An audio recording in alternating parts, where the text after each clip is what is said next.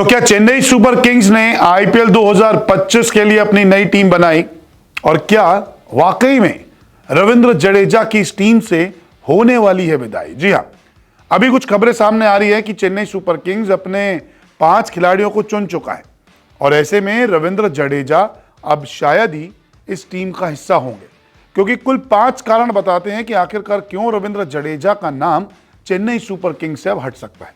दरअसल IPL auction से पहले बीसीसीआई रिटेंशन को लेकर नियम का ऐलान करने वाला है, जिसमें 5 खिलाड़ियों को शायद चुना जा सकता है, जो अभी तक की रिपोर्ट्स बता रही है, जैसे कि 3 खिलाड़ी और 1 ओवरसीज खिलाड़ी और 1 आरटीएम। लेकिन इन 5 को लेकर यह भी बताया जा रहा है कि चेन्नई सुपर किंग्स अब शायद रविंद्र जडेजा पर दाव नहीं लगाएगी। जो चेन्नई सुपर किंग्स के 5 खिलाड़ी देखे जा रहे हैं वो कुछ इस प्रकार है। ऋतुराज गायकवाड़, क्योंकि इन्हें कप्तान बनाया था और ये भविष्य के कप्तान माने जा रहे हैं और ये युवा खिलाड़ी हैं और एक लंबे वक्त तक टीम के साथ जुड़ सकते हैं। इनका प्रदर्शन भी चेन्नई सुपर किंग्स के लिए बहुत शानदार रहा। उसके बाद आते हैं शिवम दुबे। जब से चेन्नई सुपर किंग्स में आए हैं, मानो आईपीएल में इनकी किस्मत पूरी तरीके से बदल गई है। काफ़ी अच्छा प्रदर्शन कर रहे हैं और इसके दम पर उन्होंने टीम इंडिया का टिकट भी हासिल किया। तीसरे पे आते हैं एमएस धोनी। ये अभी तक पक्का नहीं है कि वो अगला सीजन खेलेंगे नहीं खेलेंगे, लेकिन इनका नाम हमेशा रिटेंशन लिस्ट में होगा।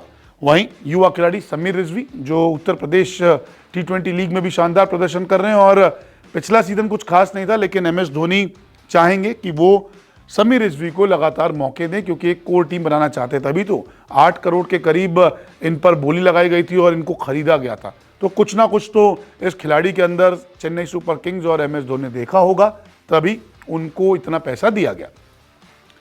मतीशा पथिराना, ये कहीं ना कहीं धोनी के सबसे पसंदीदा गेंदबाजों में से एक हैं।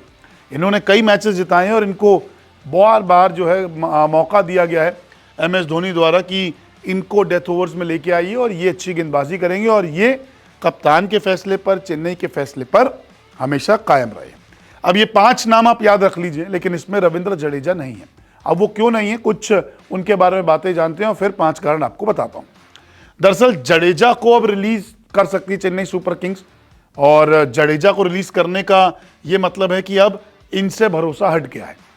आरटीएम का भी शायद ये हिस्सा रहे। अगर आरटीएम कार्ड आता तो एमएस धोनी को आरटीएम के जरिए ले सकते हैं, समीर रिजवी को ले सकते हैं, या फिर ओवरसीज खिलाड़ी को या किसी अन्य खिलाड़ी को, लेकिन आरटीएम में भी शायद ये नहीं होंगे। इसके अलावा सीएसके की कप्तानी कर चुके हैं जडेजा, लेकिन ट्रैक रिकॉर्ड अच्छा नहीं था। आधे सीजन के बाद फिर एमएस धोनी को आना पड़ा। वहीं T20 से रिटायरमेंट ऐलान कर चुके हैं, तो अब जब T20 फॉर्मेट नहीं खेल रहे तो फिर आप चेन्नई सुपर किंग्स का हिस्सा क्यों होंगे? एमएस धोनी वाली बात तो है नहीं इनमें। तो ये कुछ बड़ी बातें हैं, लेकिन अब 5 कारण जो हैं वो एक एक करके आपको समझाता हूं। पहला कारण, 2024 में बल्ले और गेंद से फ्लॉप शो था इनका। ये सबसे बड़ा कारण है। पिछले कुछ सालों से रविंद्र जडेजा अच्छा प्रदर्शन नहीं कर पा रहे। भले ही 2023 का फाइनल अपने दम पर जिताया, आखिरी मैच गुजरात टाइटंस के खिलाफ मोहित शर्मा के आखिरी 3 बॉलों पर रन बनाए, लेकिन 24 इनका सीजन नहीं रहा। 14 मैच में 267 रन और 8 विकेट झटके। तो ये कोई एक ऑलराउंडर के तौर पर अच्छा प्रदर्शन नहीं है, और अब तो T20 का भी ये हिस्सा नहीं। तो पहला कारण ये है कि फ्लॉप शो चल रहा है, बल्ले और गेंद से खराब प्रदर्शन। दूसरा कारण, ज्यादा सैलरी। रविंद्र जडेजा 16 करोड़ रुपए के हैं और लॉन्ग टर्म के लिए टीम के लिए महंगे खिलाड़ी। अगर आप एक खिलाड़ी को 16 करोड़ देंगे तो बाकी खिलाड़ियों को भी पैसा देना है, तो इतने फायदेमंद और किफ़ायती नहीं दिख रहे कि 16 करोड़ देकर आप जडेजा को रिटेन करें और फिर जो है परफॉर्मेंस ना निकले। तो ऐसे में 16 करोड़ में तो 2-3 खिलाड़ी आ सकते हैं। तो ये भी सोचा जा सकता है कि लॉन्ग टर्म में किस पे इन्वेस्ट करना है। तीसरा कारण, T20 रिटायरमेंट। T20 क्रिकेट का हिस्सा नहीं है और सीएसके खिलाड़ी की ब्रांड वैल्यू देखेगी, यानी कि चेन्नई सुपर किंग्स जो मैनेजमेंट है वो एक खिलाड़ी का ब्रांड वैल्यू देखता है कि इस खिलाड़ी से कितना फायदा है। 16 करोड़ भी दे रहे हैं, ब्रांड वैल्यू नहीं है, T20 रिटायरमेंट हो चुका है, T20 वर्ल्ड कप में भी इतना अच्छा प्रदर्शन नहीं था। तो ऐसे में रिटायरमेंट के बाद इन्हें शायद ये चेन्नई सुपर किंग्स अपने साथ जोड़ना पसंद करें। चौथा कारण, इंपैक्ट प्लेयर रूल। ये नियम जब से आया है, ऑलराउंडर्स जो है वो कहीं ना कहीं बैटिंग बॉलिंग से प्रदर्शन नहीं कर पा रहे, या तो बॉलिंग कर पाते हैं या बैटिंग कर पाते हैं। शिवम दुबे बड़ा एग्जांपल है, बल्लेबाजी करते, गेंदबाज तो रहे नहीं। तो यहाँ पे इम्पैक्ट प्ले रूल के कारण ऑलराउंडर्स का काम काफ़ी कम हो चुका है। बैटर या बॉलर को चुन सकते हैं, पूरी 11 बना सकते हैं।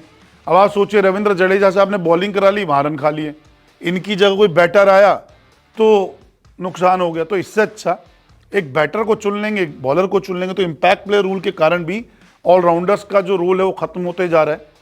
तो ऐसे में इनको बाहर करके एक बैट्समैन और बॉलर चुन लेंगे जो दोनों चीज़ें करा लेगा, तो ज़्यादा बेटर ऑप्शन हो जाएगा। तो इम्पैक्ट प्ले रूल के कारण भी इनको बाहर होना पड़ सकता है, क्योंकि ऑलराउंडर्स पर इस नियम से काफ़ी इम्पैक्ट हुआ है। 5 और आखिरी कारण, युवाओं को मौका। नई कोर टीम पर फोकस है अभी चेन्नई सुपर किंग्स का, क्योंकि लॉन्ग टर्म प्लान है। 3-4 साल तक एक टीम अच्छी बनाएंगे जिससे हम ट्रॉफीज जीत पाए, ये प्लानिंग चेन्नई सुपर किंग्स का है। इसके अलावा धोनी के साथ नए खिलाड़ियों को मौका। अगर धोनी खेलते हैं तो नए खिलाड़ी जो होंगे, युवा खिलाड़ी, एक आध साल जो है उनसे सीख पाएंगे, टीम को बना पाएंगे। ऋतुराज गायकवाड़ कप्तान होंगे, एक नई टीम होगी, और कोर टीम जब बन जाएगी तो प्रदर्शन जो है वो अच्छा आएगा। तो 5 कारण है जिसके वजह से रविंद्र जडेजा को शायद बाहर बैठना पड़े या फिर टीम का हिस्सा ना हो, क्योंकि ये 5 खिलाड़ी जो हैं हमें लगता है कि चेन्नई सुपर किंग्स पक्के होंगे और जडेजा शायद इस टीम का हिस्सा नहीं होंगे। आपको क्या लगता है कि रविंद्र जडेजा को चेन्नई सुपर किंग्स रिटेन करेगी या फिर नहीं? कमेंट सेक्शन में ज़रूर बताएं।